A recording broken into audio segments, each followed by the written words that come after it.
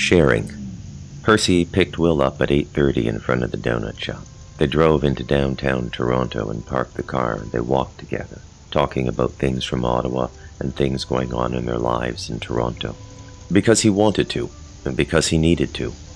He told her more about the vision he had in his dormitory some months past at the University of Ottawa. She had been there as well, on the campus, in the last year of her undergraduate degree, recovering from her suicide attempt, which her mother did not find out about until she graduated and returned to Toronto. Percy listened politely because that's what she had been taught to do, and she said little because this was not a professional relationship. It was a friendship, and perhaps an erotic curiosity. She didn't quite know what to make of it. He didn't seem delusional to her. After the brief and somewhat shy mention of his inner fluctuation, he spoke almost entirely about economics and public policy. She had met this kind of boy before. He was an Ottawa boy.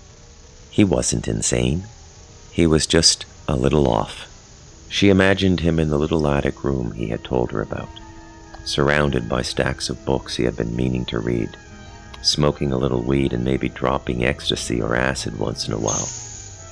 Maybe he had a woman in the neighborhood, not someone from his world, someone more mysterious, a stripper from Bulgaria, or something like that. She envied the freedom of his life. He was doing nothing but living. The image of the Indian she had met in the Gladstone Hotel popped into her head. There he wasn't. There he was. There he wasn't again. How did that happen? What did the Indian mean? As they walked down the street in the night air, with all the other people strolling about, she felt a need to give back to him, to share something of herself. After all, that's what distinguished a personal from a professional relationship. And she wanted to share. She needed to talk. She needed another human being to listen to her. He seemed perfect.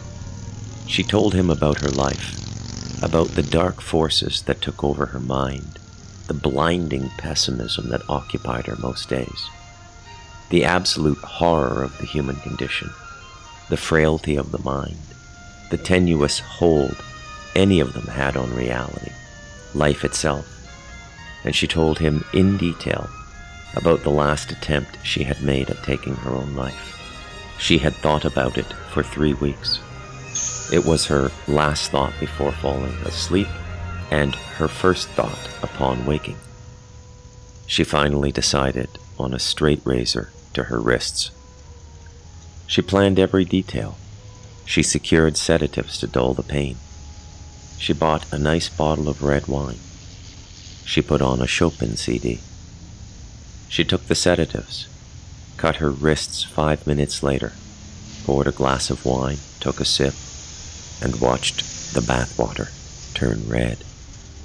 She woke up in the emergency room. Her roommate had come back early from a visit in Montreal with her family.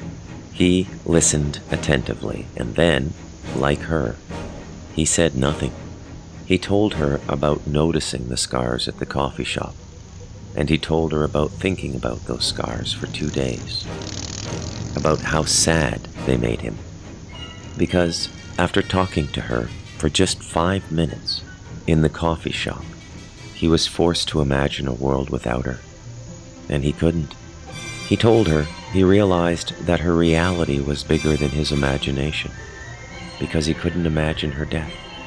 There was an emptiness between them, a lack of exchange, but it was pleasant nonetheless. It felt pleasant to both of them. They each lived in the heart and mind of another, and that alone seemed to soothe a part of both of them. After some walking in silence, he said, "We live in a time when it is dangerous to experience things that can't be shared with others. It leaves us vulnerable to their fears and reprisals." She was deeply moved by the statement and asked, "Do you want to get a hotel room?" He looked at her funny, and he said, No, I can't do that." End of chapter.